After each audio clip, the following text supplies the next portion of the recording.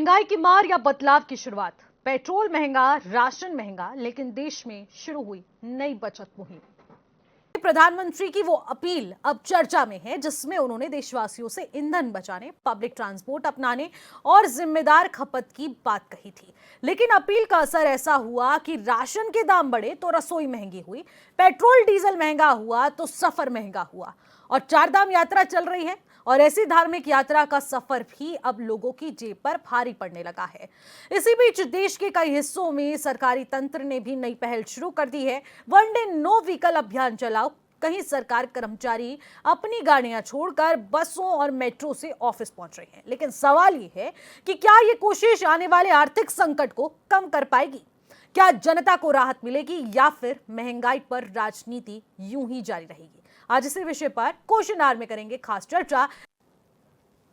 महंगाई की मार या बदलाव की शुरुआत एक बड़ा सवाल बन चुका है। पेट्रोल महंगा हुआ, राशन महंगा हुआ, बचत की एक मुहिम शुरू हो चुकी है।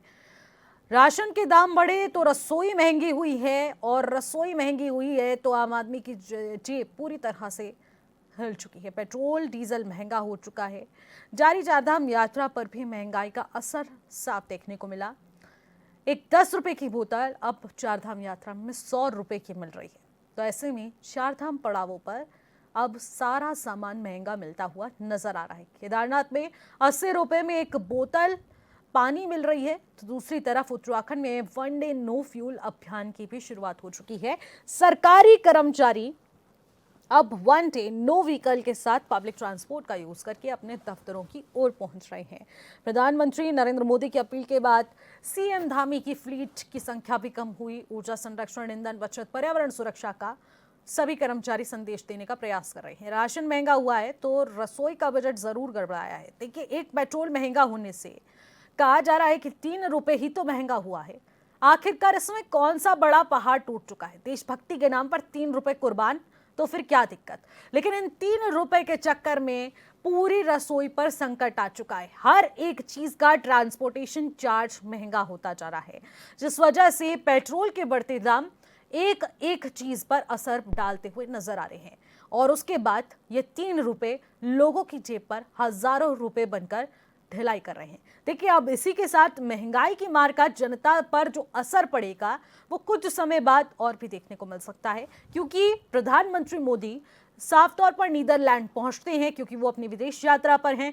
विदेश यात्रा के दौरान नीदरलैंड में उन्होंने संबोधित किया, खासकर भारतीय समुदाय को भी उन्होंने यहां संबोधित किया। उन्होंने कहा कि मिडिल ईस्ट का युद्ध अगर यूं ही गहराता गया तो भारत पर संकट और ज्यादा गहराने वाला है, भयावह स्थिति पैदा हो सकती है। तो यानी कि अभी से अगर सारे संसाधनों पर हर एक चीज को कंट्रोल करने की कोशिश की गई तो विदेशी मुद्रा को बचाया जा सकता है, भारत के रिसोर्सेज का ज्यादा से ज्यादा यूज किया जा सकता है, जिससे कि लगातार हम इन चीजों के उपयोग से बने रहें। लेकिन अगर बचत हो रही है तो उसका संरक्षण भी हमारी जिम्मेदारी है। एक योगदान अपने घर से भी शुरू होना चाहिए। लेकिन जिस तरीके से प्रधानमंत्री नरेंद्र मोदी सभी से अपील कर रहे हैं, लेकिन वैश्विक संकट जब आन पड़ा है, बिल्कुल सिर पर है, आखिरकार उस वक्त जब प्रधानमंत्री मोदी अपील करते हैं और उससे कुछ दिन पहले भारतीय जनता पार्टी के वरिष्ठ नेता, केंद्रीय नेतृत्व हर जगह पर जाकर सीधे साफ तौर पर जनता को एक आश्वासन दे रहे थे कि अभी कोई भी घबराने जैसी स्थिति नहीं है। प्रदेश में हर एक चीज का स्टॉक ऑलरेडी अवेलेबल है, किसी को भी चिंतित होने की जरूरत नहीं है। क्योंकि जिस तरीके से गैस सिलेंडर की कीमतों में आए उछाल के बाद लोगों में संशय की स्थिति बनी हुई थी, लेकिन अब वो संशय की स्थिति पूरी तरीके से कन्फर्मेशन में तब्दील हो चुकी है। तो महंगाई की मार, जनता बेहाल का साफ असर आज की डिबेट्स में चर्चा के जरिए देखने को मिलेगा, क्योंकि महंगाई की मार से बदलाव की शुरुआत होनी जरूरी है और वन डे नो व्हीकल के जरिए इसकी शुरुआत होती हुई भी नजर आ रही है। इसके जरिए समझा जाएगा कि आखिरकार परिस्थितियां कैसे बदली जा सकती हैं। अब महंगाई की मार पर जनता का क्या कुछ कहना रहा वो भी हमने सुना, क्योंकि जनता काफी हद तक परेशान नजर आ रही है, क्योंकि इतनी सब चीजों में पहले से ही महंगाई हो चुकी है जिसका असर उनकी जेबों तक पहुंच चुका है। अब धीरे धीरे करके हर एक चीज में जो दाम बढ़ रहे हैं, चाहे वो रसोई की तमाम जरूरत का सामान हो या गैस सिलेंडर हो या पेट्रोल डीजल हो, इन सभी का दाम लगातार बढ़ रहा है। पेट्रोल डीजल के दाम बढ़ने के साथ ही ट्रांसपोर्टेशन चार्ज बढ़ चुका है। पब्लिक ट्रांसपोर्ट का उपयोग करने के लिए कहा जा रहा है, लेकिन पब्लिक ट्रांसपोर्ट ही महंगे हो रहे हैं, जिस वजह से लोग कह रहे हैं कि जाए तो जाए कहां, त्याग मांग रहे हैं, लेकिन आखिरकार समाधान कहां। सारी व्यवस्थाएं कर ली जाती हैं, लेकिन आखिरकार जब वैश्विक संकट आन पड़ा तब वो सारी व्यवस्थाएं कहां रह गई, जहां पर देश संभालने का जिक्र होता रहा। आज इसी विषय पर हम लोग खास चर्चा करने वाले हैं कि आखिरकार महंगाई की मार है या जनता बेहाल है, या महंगाई की मार से बदलाव की शुरुआत है। क्या जनता इस सहयोग को और आगे बढ़ाने वाली है? प्रधानमंत्री मोदी की अपील का असर क्या प्रदेश में दिखाई देगा? पूरे देश की जनता उनका सहयोग करेगी? राष्ट्र हित में लिए गए तमाम फैसलों का पालन किया जाएगा? इस अपील के जरिए आज इस विषय पर हम लोग बातचीत करने वाले हैं।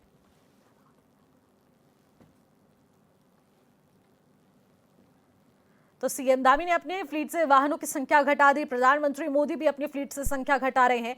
तो अब समझा जा सकता है कि सरकारी तंत्र भी एक्टिव हो चुका है। जनता के बीच संदेश देने की कोशिश हो रही है कि अब सरकारी तंत्र इसमें जुट चुका है, यानी कि पहले शुरुआत हमसे और फिर बाद में आपसे। और इसी के साथ पहले त्याग सरकार कर रही है, दूसरी तरफ त्याग की मांग जनता से भी की जा रही है। लेकिन इसका असर क्या वाकई में जनता के सहयोग से नजर आएगा, ये देखने वाला विषय रहने वाला है। और आज इस विषय पर क्वेश्चन आवर में होगी खास चर्चा। सीधे मेहमानों का रुख करते हैं। आज खास पैनल हमारे साथ इस वक्त जुड़ चुका है। डॉक्टर दिव्या नेगी, भारतीय जनता पार्टी की प्रवक्ता, हमारे साथ वर्चुअली जुड़ चुकी हैं। आशीष सैनी है, कांग्रेस पार्टी के नेता, वो भी इस वक्त हमारे साथ वर्चुअली जुड़ चुके हैं। दीपक रावत यूकेटी के प्रवक्ता हैं, वर्चुअली नहीं बल्कि हमारे साथ स्टूडियो से जुड़ चुके हैं। और राकेश मिश्रा राजनीतिक विश्लेषक हैं, वो भी हमारे साथ स्टूडियो से जुड़ चुके हैं। आप सभी मेहमानों का मैं स्वागत करूंगी और चर्चा की शुरुआत करते हैं दिव्या नेगी जी आपसे। प्रधानमंत्री मोदी की लोकप्रियता अपनी जगह, लेकिन क्या जनता सिर्फ अपील से महंगाई की मार झेलती रहेगी?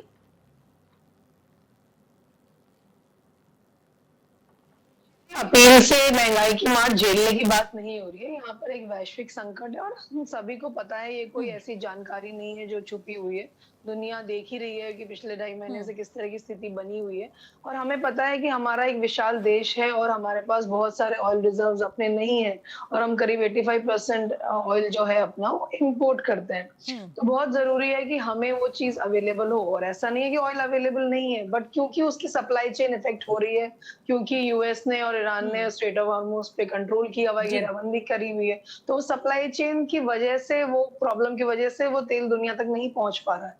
और इसका असर सभी देशों पे हमने देखा है, चाहे वो नंबर 1 इकोनॉमी यूएस हो, जिसने बहुत पहले ही अपने यहाँ रेट्स करीब 30-35% बढ़ा दिए थे जो ऑयल की कीमतें हैं। साथ ही हमने चाइना में देखा कि वहां भी 30-32% पहले ही बढ़ चुका है। पाकिस्तान में हमने देखा कि 45% बढ़ चुका है। फ्रांस में 10% बढ़ चुका है।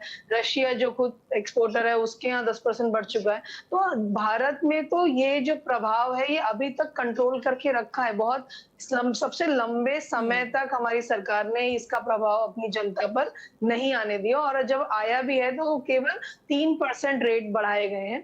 और लगातार सरकार हमें बता रही है कि हमने स्ट्रेटेजिक रिजर्व्स मेंटेन करे हुए हैं। हमारे जो ऑयल है उसके भी हमारे पास रिजर्व है 60 दिनों के, एलपीजी के भी रिजर्व्स हैं। और लगातार मोदी जी, हमारे प्रधानमंत्री जी जा रहे हैं, और अबू धाबी में कल हमने देखा न्यूज में कि उन्होंने वहां पर भी डील करी है, ताकि आगे के लिए जो हमारे स्ट्रेटेजिक रिजर्व्स है वो तैयार हो। तो हमें नहीं पता है कि एक वैश्विक संकट किस हद तक जाएगा, कितना लंबा युद्ध चलेगा, ये कोई नहीं बता सकता। लेकिन उसकी तैयारी पूरी चल रही है, और हम लगातार देख रहे हैं कि जो मोदी जी की अपील है उसका असर लोगों पे पड़ रहा है। और पूरे टाइम हम मीडिया और सोशल मीडिया के जरिए देख रहे हैं कि लोग बिल्कुल खड़े हुए हैं देश के साथ अपने, और इस मुसीबत में देश का पूरा सहयोग करने के लिए जनता तैयार है। ठीक है दिव्या नेगी जी, आप राहत की बात कर रही हैं कि जनता को राहत देना चाहते हैं प्रधानमंत्री मोदी, इतना विचार कर रहे हैं, विदेशी यात्रा पर हैं, कई सारी ऐसी बातचीत हैं, उसके जरिए समाधान निकालने की कोशिश की जा रही है।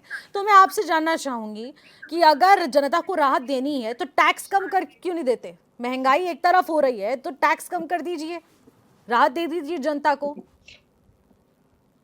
देखिए, इस तरह से ये कोई छोटा जो इकोनॉमी होती है, वो कोई बच्चों का खेल नहीं है कि इधर से बढ़ा तो उधर कम कर दो। बहुत सारे फैक्टर्स को देखा जाता है, अभी ऑब्ज़र्व किया जा रहा है, अभी देखा जा रहा है कि किस तरह से ये चीज़ आगे चल रही है। और पूरी कोशिश कर रहे हैं, मोदी जी भी और भी जो वैश्विक नेता हैं, वो कोशिश कर रहे हैं कि इसको सॉल्व किया जाए, ताकि ये चीज़ खत्म हो, क्योंकि ये जो परेशानी है, ये सारी दुनिया के देश झेल रहे हैं। सब इससे परेशान हैं, क्योंकि ये एक ऐसी चीज़ है जो खासकर अगर हम ऑयल की बात करें तो ये पूरी सप्लाई चेन को अफेक्ट करती है, हर दिन के हर काम को इफेक्ट करती है। तो सब चिंता में हैं, सब चाहते हैं कि इसको जल्दी-जल्दी सॉल्व किया जाए और तब ठीक है, तक जो भी ठीक है। प्रिकॉशनरी मेजर्स लिए जा रहे हैं, जो अपील मोदी जी ने करी है, उसके ज़रिए हम अपने देश को सँभाल कर रखने की कोशिश कर रहे हैं।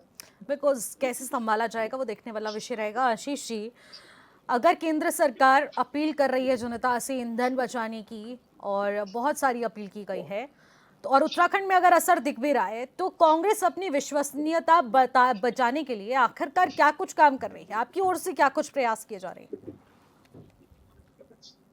देखिए, जो आपने सवाल पूछा कि कांग्रेस अपनी विश्वसनीयता बचाने के लिए, ये सवाल ही अपने आप में एक तरह से एक पक्षीय सवाल है। और आपके चैनल पर जो प्रोमो चला गया जिसमें कहा गया कि प्रधानमंत्री ने कहा है तो ये देश के लिए बहुत जरूरी है, इसलिए हम सबको आंखें बंद करके इनके पीछे चल जाना चाहिए। मैं इस चीज को नहीं मानता, और आप लोग अगर ये मानते हैं कि विपक्ष आपके पीछे चले, तो हम आपको विपक्ष को बताना पड़ेगा कि आपने ये वैश्विक संकट कब आया, कितना वैश्विक संकट है, क्या समस्या है, इसका क्या समाधान आप ढूंढ रहे हैं, ये बता तो दीजिए। तेल के दाम बढ़ना या घटना कोई इतिहास की पहली घटना नहीं है, लेकिन आप ये बता दीजिए कि तेल के भंडार कम क्यों हुए जब रशिया और चाइना आपको तेल देने को तैयार है। आप क्यों अमेरिका के इशारे पर आप सऊदी अरब और यूएई में घूम रहे हैं, ये बता दीजिए ना। बताने में समस्या है। यानी भारत की जो सरकार है, जो 12 साल से लगातार प्रधानमंत्री बैठे हुए हैं, जो यशस्वी, तेजस्वी, ओजस्वी और पता नहीं कौन कौन से काम उनको चिपका दिए गए हैं, आपको अगर बताने में दिक्कत है कि आपकी देश की अर्थव्यवस्था कैसी है, क्या समस्या आ रही है, तो आप बताएंगे नहीं। दूसरा, मैं एक और उदाहरण दूंगा।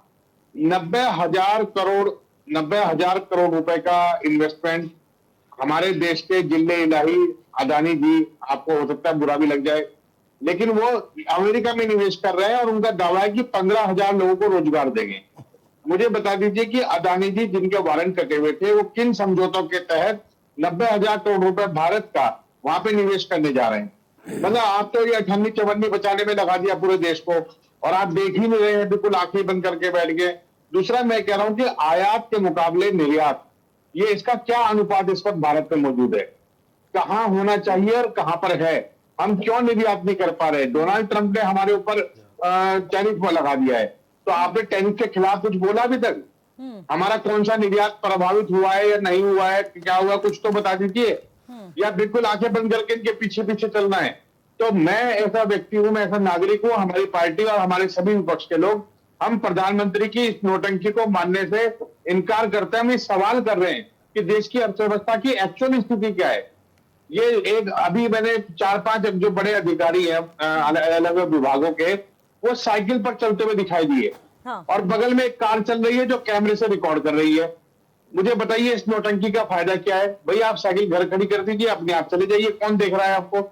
लेकिन दिखावा भी करना है, नौटंकी भी करनी है। 90,000 करोड़ रुपए का निवेश भी अदानी जी को वहां करना है, और जब उनको 90,000 करोड़ की जरूरत होगी तो यहाँ के कोई भी बैंक उनको हमसे फाइनेंस कर देगा, देश का पैसा बाहर चला गया, और आप बजाते रहिए यहाँ थालियां और तालियां।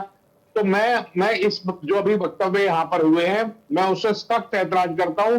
ये लोग गद्दारी कर रहे हैं और दूसरों को उंगली उठाने का काम कर रहे हैं। अभी आप बीजेपी के प्रवक्ताओं से पूछ लीजिए, ये विपक्ष की बात करने लगेंगे। भाई विपक्ष की क्यों बात कर रहे हो? सरकार आपकी है, सरकार की बात करो। क्या आपत्ति है आपको सरकार की बात करने में? आशीष जी, मैं आपसे एक चीज जानना चाहूंगी, क्योंकि जो मैं अभी तक आपकी बातों से समझ पाई हूँ, तो आप ये समझ रहे हैं ये कहीं ना कहीं भारतीय जनता पार्टी केंद्र सरकार की स्ट्रैटेजी हो सकती है, वैश्विक संकट नहीं है, क्या आप ये कहना चाह रहे हैं? नहीं, मैं ये कहना चाह रहा हूं कि भारतीय जनता पार्टी इस संकट के दौर में भी अपनी नौटंकी करने से बाज नहीं आ रही है। ये नौटंकी है। ठीक है, इन्होंने ठोस बात कहा कि इन्हें सब विपक्षी दलों की मीटिंग बुला के कहना चाहिए था कि विदेशी मुद्रा भंडार घट रहा है, हाँ, हम ये प्लानिंग कर रहे हैं। ठीक है, ये पॉइंट आपने बहुत जायज़ उठाया है, इस पर मैं जवाब लेती हूँ दिव्या नेगी जी, फिर मैं उसके बाद दीपक रावत जी के पास आऊंगी। दिव्या नेगी जी, क्या वैश्विक संकट जब देश में आन पड़ा है और प्रदेश में काफ़ी लंबे समय तक कांग्रेस ने भी राज किया है, उनको पता है कि क्या कुछ डेमोग्राफी है, ऐसे संकट आते हैं तो किस तरीके से इनसे निपटा जा सकता है, प्रदेश की इकोनॉमी को कैसे बचाया जा सकता है, महंगाई को कैसे कंट्रोल किया जा सकता है, हालांकि इन परिस्थितियों में कैसे इसको हैंडल करना है, क्या आप लोगों ने विपक्ष के साथ मिलकर, जो कि देश की एक मजबूत विपक्ष पार्टी है, क्या उनसे बातचीत करने की कोशिश की? एक मीटिंग हुई है क्या आप लोगों की उनके साथ इस वैश्विक संकट के बाद? देखिए निशि जी, जो भी सरकार यहाँ पर अपने अलग अलग सूचना तंत्रों से जो भी तैयारी कर रही है, जो भी जवाब दे रही है, जो भी सलाह दी जा रही है, अपील करी जा रही है जनता को, हम सबके सामने है। और कांग्रेस अगर एक सकारात्मक विपक्ष होता और साथ में चलने की बात करता और बातों को मानता, नहीं, गलत यहाँ पर बात। आपने सवाल किया कि बिल्कुल अपील गलत। जो करी है सरकार मोदी जी ने, खुद उसके बारे में सकारात्मक क्या नहीं है। कहेंगे? तो मुझे बता इनका दीजिए ना, इनका 90,000 जवाब है करोड़ रुपए कि दानी जी अपील क्यों ठीक है, नहीं रुक कर जाइए रहे हैं? आशीष जी, आशीष जी रुक मतलब जाइए। ये कोई एक आम आदमी भी समझ सकता है कि संकट चल रहा है। और नहीं, यानी ये सवाल का जवाब नहीं है। कि आपने बातचीत नहीं करी है कोई भी अपना ऐसी, विपक्ष है वो रखिए। आपने कोई भी देखिए, सवाल का डिस्कशन जवाब नहीं तो ये करा है है कि दिव्या नेगी जी, जो यही आज ना? तक हमें पता नहीं चला है कि कांग्रेस पार्टी की जो चाइना की रूलिंग पार्टी के साथ एमओयू हुआ था, सीक्रेट एमओयू, वो क्या एमओयू हुआ था आज तक पब्लिक डोमेन में उसके पेपर्स नहीं है। मैं बता देता हूँ। सबको पता है कि जो एमओयू हुआ, उसके बाद जब वो 2000 जवाब लूंगी मैं आपसे आशीष जी, रुक जाइए। एक्सपोर्ट और नहीं, मेरा सवाल दिव्या नेगी जी आपसे जो था, पर्यावरण का यूज दिव्या नेगी जी मेरा आपसे सीधा सवाल था, क्योंकि मुझे अभी दूसरे केस पर जाना है। सीधा सवाल था मेरा आपसे कि मीटिंग हुई है या नहीं हुई है, आपने बोला नहीं हुई है, जो संकट था वो अपील के जरिए समक्ष देशवासियों के आगे रखा गया। ठीक है, दीपक रावत जी मेरा आपसे सवाल यही है कि प्रदेश में इतना बड़ा संकट आन पड़ा है, क्या इस वक्त राजनीति करने से प्रदेश की जो स्थिति है वो सुधर पाएगी या फिर हमें सहयोग करना होगा? निशा जी, राजनीति कौन कर रहा है? पूरे विश्व में ये संकट आया है पश्चिमी एशिया का, जिसमें ईरान युद्ध जो चल रहा है, जिसमें इजराइल और अमेरिका इंगेज हैं, 2 से ढाई महीने हो गए। और सारे देश जो हैं, जो इससे प्रभावित हुए हैं इस युद्ध से, वो अपने यहाँ नीतियाँ बना रहे हैं। लेकिन इस भारतवर्ष में ये 4 मई के बाद आया है। 4 मई से पहले आपातकालीन स्थिति थी ही नहीं। कहीं ना कहीं पर मुझे ऐसा लगता है, जब प्रधानमंत्री जी ने ये जो 6 से 7 जो अपील करी है जनता से, ये कहीं ना कहीं पर भारतीय जनता पार्टी की जो वर्तमान सरकार है केंद्र में, ये एक अघोषित आर्थिक आपातकाल की घोषणा कर रहा है। मैं फिर से स्पष्ट कर रहा हूँ, अघोषित आपातकाल, यानी कि आप अपील करना चाह रहे हैं कि किसी प्रकार से हम लोग, आप जिस परेशानी को नजरअंदाज कर रहे थे, जो 5 राज्यों के चुनाव थे, आप उसको निपटाना चाह रहे थे। पूरा विश्व अपने अपने देशों में इसकी तैयारियां कर रहा था, आपको तैयारियों को 2 से ढाई महीने मिला। आप चुनाव में व्यस्त थे। बंगाल के चुनाव में आपने लाखों रुपए खर्च करा। मैं ये नहीं कह रहा हूँ जरूरी है, ये जरूरी है, गैर जरूरी है, ये भारतीय जनता पार्टी सोचे। आपने तमाम इलेक्शन जो 5 के 5 राज्यों में गए, तब आपको समझ में नहीं आया पैसा कहाँ जा रहा है, ये पैसा बचाना चाहिए। चुनाव तो बाद में भी किए जा सकते थे, लेकिन क्योंकि आपको एक बहुत सॉफ्ट टारगेट मिला है, मध्यम वर्ग, जिसके ऊपर आप सारा खर्च अपना करेंगे। आप जिस दिन चुनाव जीते उसके अगले दिन रोड शो था, नहीं था प्रधानमंत्री जी का? क्या आप इनकार करेंगे? क्या उसमें खर्च नहीं हुआ? जब आपने जो असम में अपने मुख्यमंत्री का शपथ ग्रहण समारोह कराया, क्या शपथ ग्रहण समारोह आपने किसी बड़े प्रांगण में, हाउस में नहीं कराया, ग्राउंड में नहीं कराया? क्या उसको आप राज्यसभा के जो राज्यपाल थे उसके हाउस में नहीं करा सकते थे? तब आपको खर्च नजर नहीं आया? राजनीति कौन कर रहा है? यानी जब आपकी इच्छा होगी आप कहेंगे कि आपातकाल स्थिति होगी, आप खर्च कम करिए, और जब आपकी इच्छा होगी आप खर्च करेंगे और जनता पे डाल देंगे और विपक्ष आपसे प्रश्न ना करे। ये स्थिति कहाँ, ये स्थिति तो नहीं चलेगी ना। आप बताइए ना, क्या कारण रहे हैं कि आप, जब आपको रूस सस्ते दामों में तेल देना चाह रहा है, आप मना कर रहे हैं। वो वहां से टैंकर भेज रहा है, आप लौटा रहे हैं। तो आप कौन से कारण हैं जो आप इस तरह की स्थिति में इस पूरे प्रदेश को और देश को लाना चाह रहे हैं? तो भारतीय जनता पार्टी को जवाब देना पड़ेगा। आप विपक्ष को बार बार टारगेट करके, हम साथ हैं। 1962 का युद्ध, 1971 का युद्ध हो, जब प्रधानमंत्रियों ने मंचों से अपील करी है, जनता ने सहयोग करा है, कोरोना काल में सहयोग करा है। लेकिन आप बताइए ना, 4 तारीख के बाद ऐसी कौन सी परिस्थितियां इस प्रदेश में आगे देश में आ गई हैं जो आपने ऐसी आपातकालीन घोषणाएं करी हैं? बिल्कुल।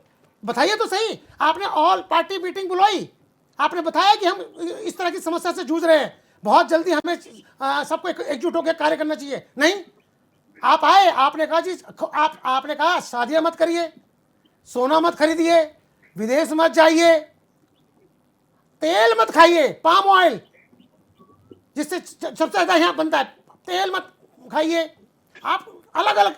तो आप मुझे बताइए, ये सारी अगर हम इन बातों को करें तो कहीं ना कहीं पर हम अघोषित आर्थिक आपातकाल की तरफ बढ़ रहे हैं ना।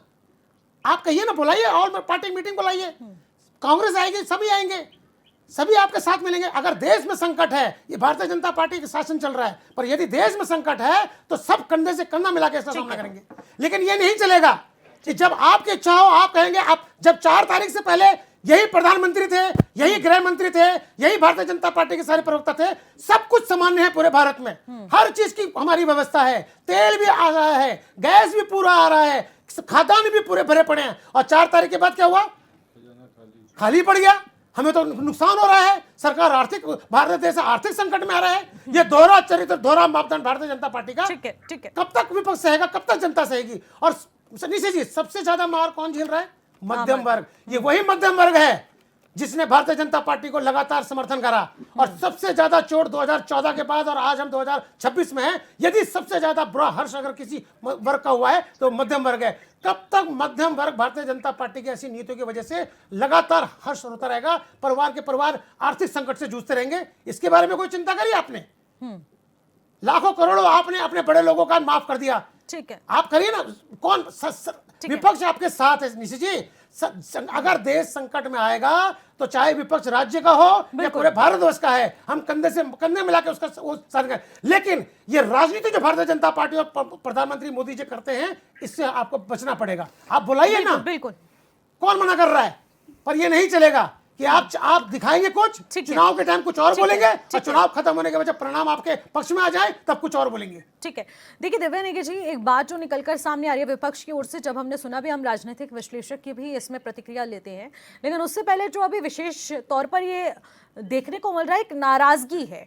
क्योंकि जब आप देश साथ लेकर चलने की बात करते हैं, देश के नागरिकों को साथ लेने की बात करते हैं, यहाँ पर आप विपक्ष को भूलते हुए नजर आ रहे हैं। आपने एक तरफ इतना बड़ा निर्णय लिया और उस निर्णय के बाद भी इतना बड़ा वैश्विक संकट आ रहा है, आपने विपक्ष से भी एक भी जानकारी साझा करते हुए कोई मीटिंग नहीं की है, जिस वजह से एक हल तक निकला जा सकता है। क्या कुछ परिस्थितियां इसको लेकर एक विचार विमर्श करने जैसी स्थिति उत्पन्न हुई नहीं?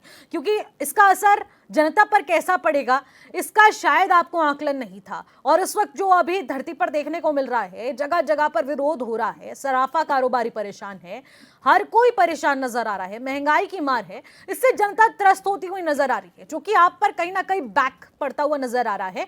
हालांकि प्रधानमंत्री मोदी ने अपील की है, वैश्विक संकट है, तो काफी हद तक जनता सहयोग भी करती हुई नजर आ रही है, क्योंकि जब बात देश की होती है, हर एक नागरिक तत्परता के साथ खड़ा हो जाता है, और यही विषय है, और इस वजह से सभी लोग सहयोग कर रहे हैं। राकेश मिश्रा जी, क्या उत्तराखंड में प्रधानमंत्री की व्यक्तिगत जो लोकप्रियता है वो उत्तराखंड में स्थायी तौर पर एंटी इनकम्बेंसी पर भारी पड़ती हुई नजर आ रही है? देखिए, इसमें तो कोई दो राय नहीं है कि उत्तराखंड की जनता के द्वारा प्रधानमंत्री का कई बार मान रखा गया और कई बार उनकी लोकप्रियता जो है या उनके प्रति जो सम्मान है वो उत्तराखंड के लोग बराबर देते रहते हैं। आज भी स्थिति है, प्रश्न खड़ा होता है कि हमें क्या करना चाहिए। आज पेट्रोलियम उत्पाद को लेकर पूरा विश्व एक बहुत अंदेशे में है, एक घेरे में है। मैं एक आध प्रश्न पूछता हूँ कि भारत की में आयात करने वाले टोटल पेट्रोलियम का हम कितने प्रतिशत विदेशों में निर्यात कर देते हैं? अगर वो आंकड़ा आपके सामने आ जाए तो भारत में अगर खाली उसका पेट्रोलियम पदार्थ जो हम खरीद के फिर वापस रिफाइन करके बेचते हैं, अगर उसे ही रोक लिया जाए अपने देश में, तो शायद ये संकट नहीं है।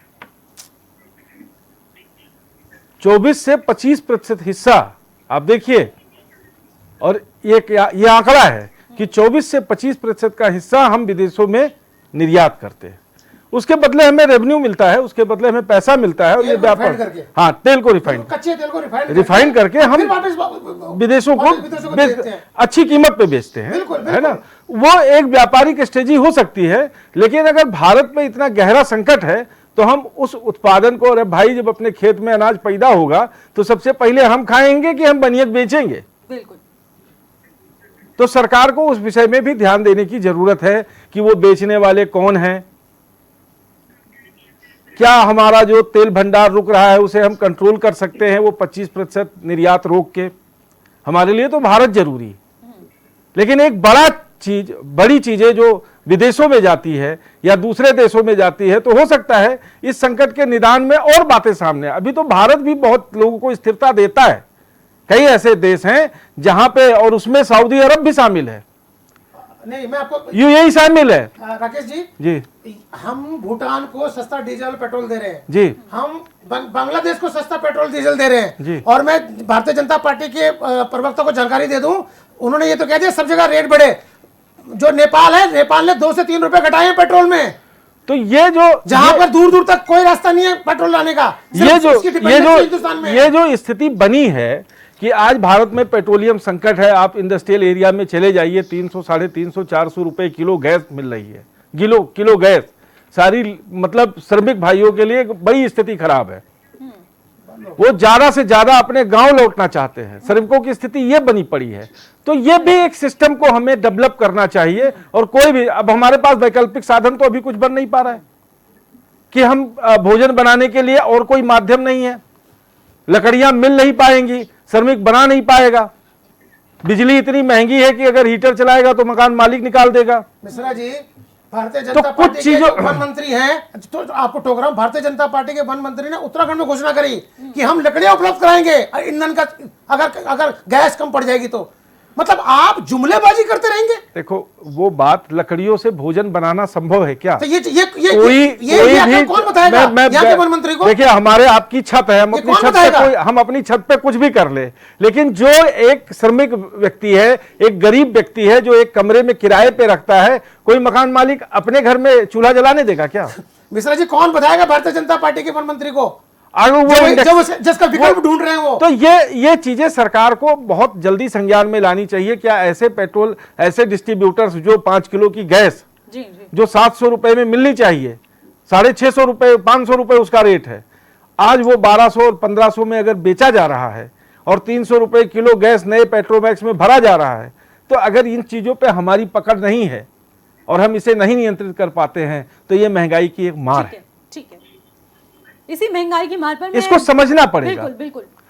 आज राशन महंगे होते जा रहे हैं, ट्रांसपोर्टेशन महंगा होता जा रहा है, जाम की स्थिति यह है कि 60%, 20% डीजल हमारे नष्ट होते जा रहे हैं। बिल्कुल, ये रिपोर्ट पर हमने खास चर्चा भी है ना? करी तो कल, अब और इससे समझा जा सकता है अब कि इसके लिए इतना और सारा और पेट्रोल निशी, तो एक चीज हम मैं और 10 बताऊं, मिनट में ही इन खर्च सब देते चीजों के लिए हाँ। केवल सरकार ही जिम्मेदार है, ऐसा कहना भी बेईमानी है। इन सब चीजों के लिए हम नागरिक भी नहीं, बात ये नहीं आशीष जी, इन सब चीजों के लिए हम लोग भी जिम्मेदार, इन सब चीजों के लिए हम लोग भी जिम्मेदार हैं।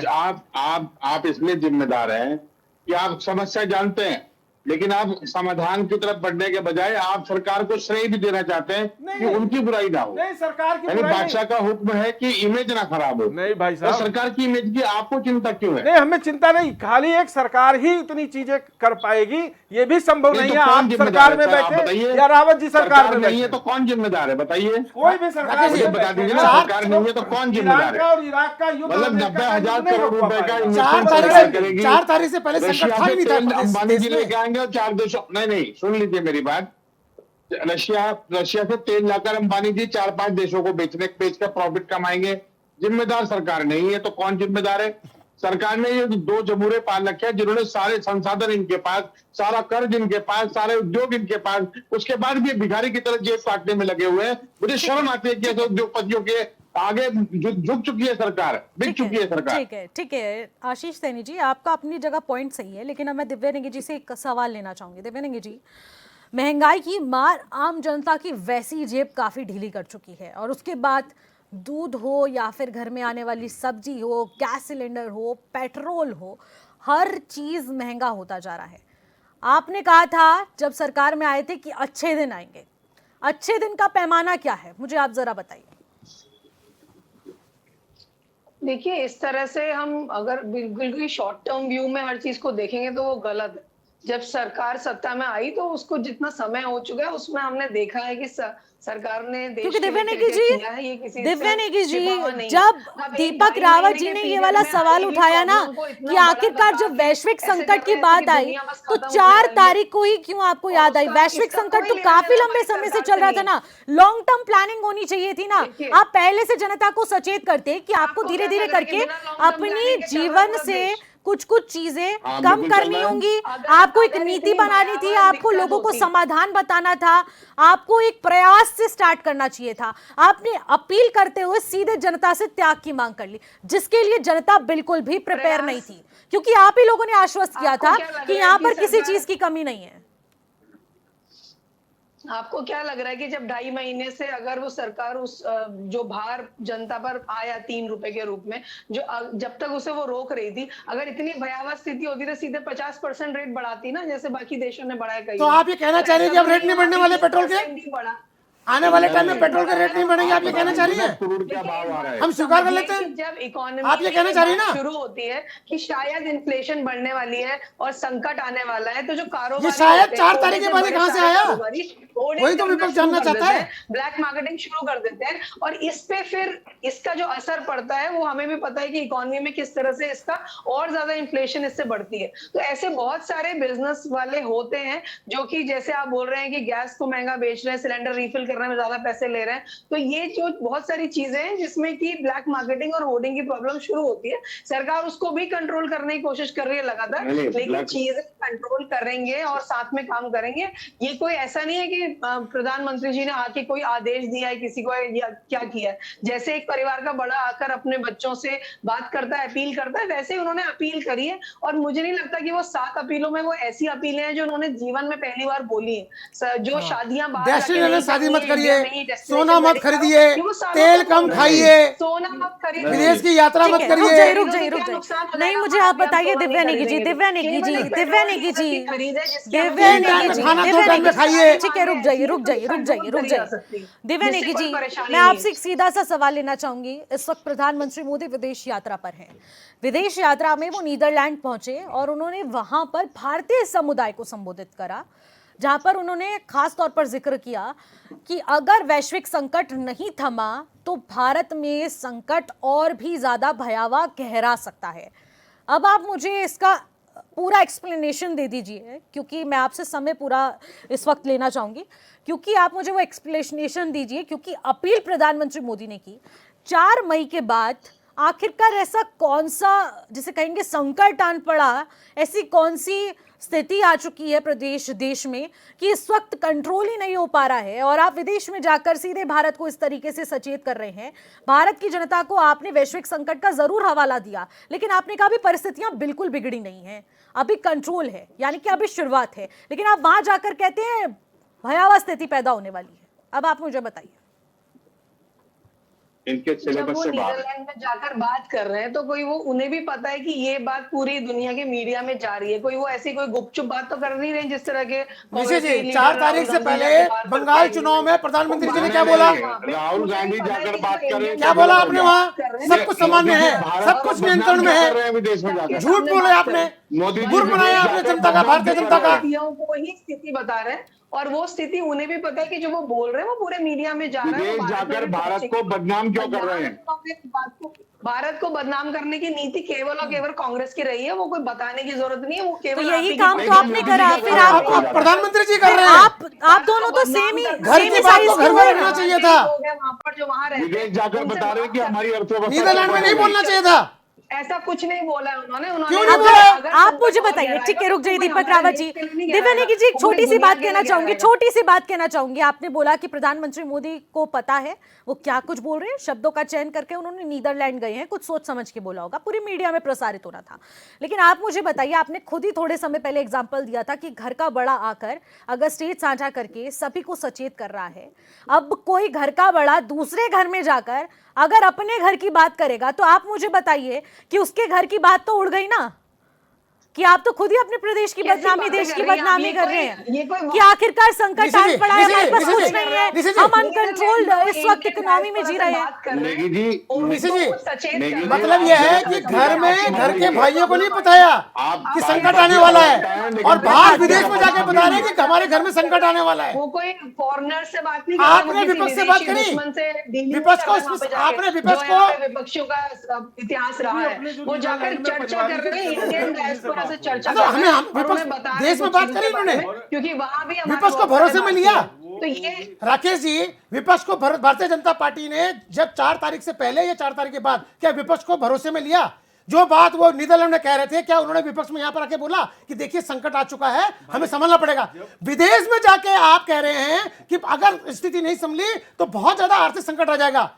मतलब आपको सच बोलने के लिए भी विदेश की धरती की जरूरत पड़ रही है। रावत जी, आज ये समय आ गया कि इस देश का तो डिस्कशन सच बोलने के लिए भी वो वहां पे जाकर चर्चा कर रहे हैं, भारतीयों से चर्चा कर रहे हैं, उन्हें बता रहे हैं जैसे उनके यहाँ पर कुछ लोग देखिए, हैं, वैसे संकट हमारे है। लोग कुछ वहाँ पर है, हम उनसे सिर्फ ये कह रहे हैं कि चर्चा सच होगी। बोलने के लिए विदेश की धरती का इस्तेमाल करेंगे प्रधानमंत्री जी। ठीक है, रुक जाते हैं, यासी रुक जी, जाते हैं, हम हमें ये जवाब बोलना ले चाह रहे लेते हैं हैं, आपसे। जवाब ले लेते हैं। सच हमसे ऐसे- बोलिए ना। ऐसे किसी जनता की से आवाज समझ सामना- नहीं आएगी, सामना करके ऐसे बोलिए। किसी की बात समझ नहीं आएगी, एक एक करके अपना पॉइंट रखेंगे।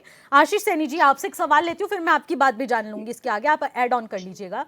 मेरा सवाल आपसे यही है कि अभी इस वक्त जो परिस्थितियां बनी हुई हैं, यही परिस्थिति अगर कांग्रेस के कार्यकाल में होती, यानी कि अभी कांग्रेस का कार्यकाल चल रहा होता और ऐसा वैश्विक संकट आन पड़ता, और जो हर तरफ महंगाई महंगाई की गूंज सुनाई दे रही है, पेट्रोल के दाम, गैस के दाम, सब चीजें जो बढ़ रही हैं, इस वक्त कांग्रेस की क्या कुछ नीति होती, कैसे इस सिचुएशन को कंट्रोल किया जाता? दिव्या नेगी जी, शायद आप अगर समझे तो फिर कुछ एक पॉइंट्स मिल सकते हैं। बताइए। देखिए मैं दो चीजें आपके सामने जवाब में देना चाहूंगा। पहली चीज की जब दाम बढ़ते हैं, हर दुनिया में हर इकोनॉमी में दाम बढ़ते हैं और किसी किसी के बढ़ते रहते हैं। हाँ। ये इकोनॉमी के बढ़ने की गुंजाइश है। अब मैं आपको बात करता हूँ तेल और विदेशी मुद्रा भंडार, जिसका प्रधानमंत्री जी ने अपने भाषण में जिक्र किया। जी। नंबर एक, इस वक्त जब हमें रशिया और चाइना ईरान से लाकर भी और अन्य सोर्सेज से भी तेल देने को तैयार है, तो भारत की सरकार की ऐसी कौन सी मजबूरी है कि जो उनको केवल अमेरिका के जहां सैन्य ठिकाने बने हैं मिडिल ईस्ट में, केवल वहीं से तेल लेना है, उसके अलावा कहीं से तेल लेने की अनुमति नहीं मिल रही है। भारत के पेट्रोलियम मंत्री ने कहा कि हम तेल लेने के लिए स्वतंत्र है, जहां हमें सस्ता मिलेगा वहां लेंगे। अगर एक आपदा की स्थिति आई है और तेल महंगा मिल रहा है, तो जहां से मिलेगा वहां से लीजिए, जहां सस्ता मिलेगा वहां से लीजिए, दोनों ही चीजें हैं। अगर महंगा मिल रहा है और नहीं मिल रहा है तेल, तो आप उसकी कमी पूरी कर सकते हैं। दूसरे, मैंने अंबानी जी का उल्लेख किया कि जब हमें रशिया से सस्ता तेल मिल रहा था, तो दिव्या नेगी जी जैसी ही कोई प्रवक्ता ये कह रही थी कि हमें जहां सस्ता मिलेगा वहां से लेंगे। हमने कहा ले लीजिए, कोई दिक्कत नहीं है। लेकिन वो तेल भारत की सरकार और तेल कंपनी ने लेकर अंबानी जी ने अपने गोदाम में भरने का काम किया। अब तीसरी सबसे बड़ी आपत्ति, आपने कहा विदेशी मुद्रा भंडार।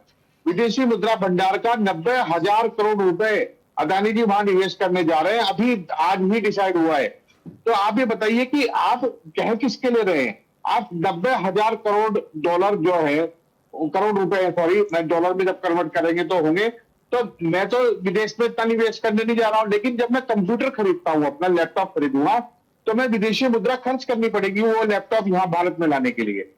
ऐसे ही इलेक्ट्रॉनिक इक्विपमेंट, मोबाइल फोन और ऐसी सैकड़ों सामान है। आप उनके इंपोर्ट पर बैन लगाइए कि हम ये सामान जो जिससे हमारी विदेशी मुद्रा खर्च हो रही है, हम इसको नहीं लाएंगे। नंबर एक, आपने गोल्ड की बात की। भारत में गोल्ड के बहुत रिजर्व है, लेकिन उनको गोल्ड निकालने का जो खर्चा है वो ज्यादा पड़ता है, या वो महंगा पड़ रहा है, या फिर वो हमारे पास वो व्यवस्थाएं नहीं है।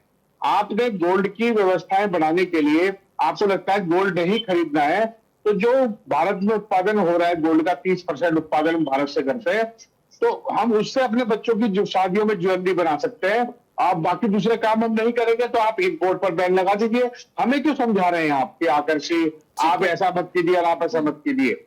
आप गोल्ड का इन्वेस्टमेंट, गोल्ड का जो आप मंगा रहे हैं इंपोर्ट, वो बंद कर दीजिए। जो सामान लैपटॉप हो, कंप्यूटर हो, या कोई ऐसी चीज, मैं उदाहरण के तौर पर मैंने नाम लिए, कोई ऐसी चीज जिसको जैसे गाड़ियां खरीद के लाई जा रही हैं, आप उन पर बैन लगा दीजिए ना, जिससे विदेशी मुद्रा भंडार बचे। तो ये सरकार समाधान की तरफ नहीं जा रही है, ये सरकार पैनिक क्रिएट कर रही है। और इस पैनिक के क्रिएशन में इस सरकार ने अदानी के 90,000 करोड़ रुपए विदेश अमेरिका में 15,000 रोजगार उत्पादन करने के लिए लगा दिए। मुझे इस पर आपत्ति है और ठीक है, घोर आपत्ति ठीक है, है। ठीक है। मुझे आश्चर्य इस बात का है कि इस आपदा घड़ी में भी ये अवसर ढूंढ रहे हैं। ठीक है, ठीक है, आती हूँ आपके पास आशीष जी। दीपक रावत जी, एक कमेंट लेना चाहूंगी आपसे। देखिए, इस वक्त जो मध्य वर्ग है या मिडिल क्लास लोगों की बात कर रहे हैं, खासतौर पर उनकी जेब पर असर दिखता है और खासतौर पर EMIs हैं और बहुत सारे खर्चे हैं। बच्चों की स्कूली शिक्षा भी बहुत ज़्यादा महंगी हो चुकी है। आखिरकार इस संकट पर ये एक और संकट आन पड़ा है। कैसे मैनेज करेगा मिडिल क्लास का एक व्यक्ति और आखिरकार वैकल्पिक व्यवस्था क्या होनी चाहिए? आपसे भी जानना चाहूंगी, बताइए। देखिए निशी जी, जो सच प्रधानमंत्री जी ने नीदरलैंड में स्वीकार करा, क्या वो कौन से कारण थे कि वो सच यहाँ पर उन्होंने जनता के सामने स्वीकार नहीं करा या विपक्ष को भरोसे में लेकर स्वीकार नहीं करा? ये प्रश्न चिन्ह उठा हुआ है। और जो उनके शब्दों को अगर गौर करिए कि यदि ये संकट और बढ़ा तो जो मैं आप आर्थिक आपातकाल की बात कर रहा था ना, जो मैंने शुरू में बोला, इसका मतलब ये उसी की शुरुआत है, उसकी घोषणा करने की। हमने घोषणा नहीं किया है पर हम उस स्थिति में पहुंच चुके हैं। अब सवाल ये उठ रहा है कि आप मध्यम वर्ग लगातार पिसता जा रहा है, आय के साधन उसके कम होते जा रहे हैं और व्यय बढ़ता जा रहा है। बिल्कुल। जिस प्रकार से रोजमर्रा की चीजों के दाम अब बढ़ने वाले हैं, जैसे पेट्रोल के दाम बढ़ गए, अभी कह रहे थे कि 3% बढ़ा है, तो क्या अब नहीं बढ़ेगा? मैं यहां पर बैठा हूं, 110 से अगर यही स्थिति 10-15 दिन और चली, 110 रुपए पर लीटर पेट्रोल बढ़ेगा। आप कहिए नहीं बढ़ेगा, दीपक जी झूठ बोल रहे हैं, बोल दीजिए आप। 125 रुपए, कम से कम 125 रुपए। हाँ, आप दिव्या जी कह दीजिए कि दीपक जी झूठ बोलेंगे, ऐसा नहीं होगा। आश्वासन दे दीजिए जनता को, लेकिन आप आश्वासन नहीं दे सकते हैं। आपने वो महत्वपूर्ण समय बंगाल के इलेक्शन में, 5 राज्यों के इलेक्शन में खो दिया है। आप मंत्रमुग्ध थे उन 5 राज्यों के चुनाव में। आपने कहा सब कुछ सामान्य है, अब वो चुनाव निपट गया है, अब आप वो सारा का सारा वैकल्पिक व्यवस्था बताइए दीपक रावत जी। देखिए, निश्चित रूप से आप निशी जी, समस्या का समाधान यह है कि आपको जो खाद्यान्न की चीजें हैं, अगर आयात जितनी जल्दी हो सके, जो हम निर्यात करते हैं उन पर रोक लगाइए। कम से कम खाने की चीजों की जो दाम आने वाले टाइम में बढ़ने वाले हैं उसको कंट्रोल करिए। गाड़ियां नहीं चलाएंगे, वो चल जाएगा, लेकिन यदि खाने की चीजों पे दाम बढ़ने लग जाएंगे तो अफरा तफरी मचने से कोई नहीं रोक पाएगा। आपको उस पर कंट्रोल करना पड़ेगा। जितनी भी निर्यात हम करते हैं खाद्य वस्त्रों पे, उन सबको रोक लगाइए, क्योंकि अगर पेट भरा हुआ रहेगा तो इंसान रुक सकता है। ये काम हमने कोरोना काल में देख लिया है। कोरोना काल में 1 साल तो 2 साल तक लोगों ने काम नहीं किया, लेकिन खाद की चीजें, खाने की चीजें मिलती रही, दाम नहीं बढ़े, तो आराम से वो पूरा बुरा वक्त हमारा निकल गया। ठीक है। तो सरकार जितनी ज्यादा ऐसे निर्णय जल्दी ले सकती है, लीजिए, लेकिन इसमें आपदा में अवसर ढूंढने का काम भारतीय जनता पार्टी ना करे। ठीक है, बहुत सारे यहाँ पर ऐसी बातचीत हो रही हैं जिन संवादों के जरिए कुछ ऐसी डील्स हुई हैं, क्योंकि प्रधानमंत्री मोदी इस वक्त विदेशी यात्रा पर हैं, काफ़ी डील्स हो रही हैं। हो सकता है कि कोई एक वैकल्पिक व्यवस्था निकल कर आए। जिस तरीके से सस्ते तेल की उपलब्धता पर बात हो रही है, इस चीज़ का इंतजार थोड़ा और करना पड़ेगा जब वो अपनी विदेश यात्रा से वापस भारत लौटेंगे। देखते हैं उस टाइम क्या होगा। राकेश मिश्रा जी, क्या आप मानते हैं कि जनता ग्लोबल क्राइसिस और लोकल गवर्नेंस में फर्क नहीं समझ पा रही है, जिस वजह से अभी जो इस वक्त सारा ठीकरा महंगाई का हो या किसी भी चीज का हो, वो सीधे सरकार पर थोपा जा रहा है?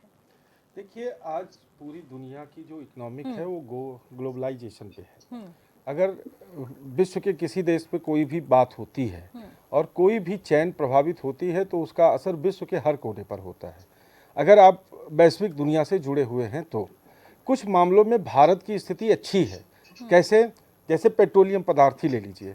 पेट्रोलियम पदार्थ में 25% का एथनॉल भारत का किसान उत्पादन करता है। अगर वो भी माइनस कर दिया जाए तब तो भारत की स्थिति बहुत खराब होगी। आज 25% जो हम पेट्रोलियम पदार्थ का निर्यात कर पा रहे हैं, उसका मूल कारण यही है कि हमारा 25% एथनॉल पूरा कर देता है, जो विशुद्ध रूप से भारतीय किसानों के द्वारा निर्मित किया जाता है। उनके उत्पादन को कंपोनेंट बना के और उसे हम पेट्रोलियम पदार्थों में यूज करते हैं। तो ये तो एक उपलब्धि है, लेकिन ये गौड़ है। अभी भी हमारी जो उपलब्धि, राकेश जी, उपलब्धि नहीं है। एथेनॉल मिलाने से गाड़ियां खराब हो रही हैं। अब सर, जो हमारी गाड़ी, ये जबरदस्ती गन्ने का जूस डाल कर बेचा जा रहा है, ये उचित चीज नहीं है। चलिए आप उस पर रिसर्च कराइएगा। जो बातें भारत के लिए उपयोगी हैं, अब कल आप ईवी सेक्टर आएगा, तब जब आप इलेक्ट्रॉनिक गाड़ियां चलाओगे तब आप कहोगे कि इससे तो हमारी झंझनाहट पैदा होती है। राकेश जी, एक सेकंड जी, वो ईवी गाड़ी चार्ज कहाँ करेंगे आप? बताइए जरा। नहीं, अब बिजली हाँ, का तो मैं इस सोलर विषय पर हम लोगों ने कल आपके चर्चा पास करी अब है। इस समय इस पर बिजली चर्चा नहीं का करनी। इस समय बिजली का एक ही विकल्प नहीं है। ईवी पर ईवी का 50% छूट जी क्यों नहीं दे रहे सुनिए, आप? हाँ वो बात आप वो काम विपक्ष का पर है सरकार और विचार मांगना कर रही चाहिए। है। जो इस पर जिस सरकार उत्पादकता ईवी पर सोलर जिस क्यों नहीं लगा रहे हैं? जी जी जी जो बात सोलर आपको प्लांट लगाने पर जो अगर सब्सिडी राज्य की थी, अगर वो आप सब दिशा रुक जाइए निर्देश आशीष जी, दीजिए, इंटरप्ट आशीष मत जी, कीजिए, अभी जो final बातें comment दूंगी आपको मैं आपसे। दिशा निर्देश के रूप में देनी चाहिए, जो एक विपक्ष का काम है या एक जनता का काम है कि ईवी पे हमको सब्सिडी देनी चाहिए,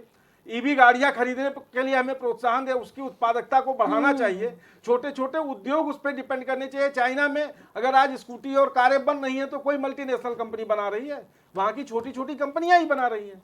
आप alibaba.com पे चले जाइए और देखिए वहां पे कि कितनी चीजें हैं उनके यहाँ और ठीक है। कितनी कंपनियां बनी ठीक है, हुई हैं। सम अप करते हैं। ठीक है, एक फाइनल कमेंट ले लेती हूँ मैं, फाइनल कमेंट ले लेती हूँ। आप पहले अपनी बात कंप्लीट कीजिए 10 सेकंड में, राकेश अरे जी। भाई, मैं जब बोलने की बारी आती है तब आप मुझे रोक देती हो और मैं सीधा साधा आदमी उनके सैनी साहब के सामने बोलने समय को कम नहीं है, बोलता। समय कम है हमारा सर, समय भी इसलिए नहीं कह होने रही दो। हूँ। कोई- 10 सेकंड कोई बात लीजिए, नहीं। आप 10 हमारा सेकंड समय नहीं लीजिए। मेरा होने दो सिर्फ आप। इतना कहना है कि भारत में इस समय जन जागरण का एक काल चलना चाहिए, लोगों को जागरूक होना चाहिए और वैकल्पिक व्यवस्थाओं पर ठीक है। ये हमें डिपेंडेंसी खत्म करके ठीक है। अपनी व्यवस्थाओं पे जाना ठीक चाहिए। है, ठीक है। दिव्या नेगी जी, फाइनल कमेंट लेना चाहूंगी, 10 सेकंड में बात रखिएगा।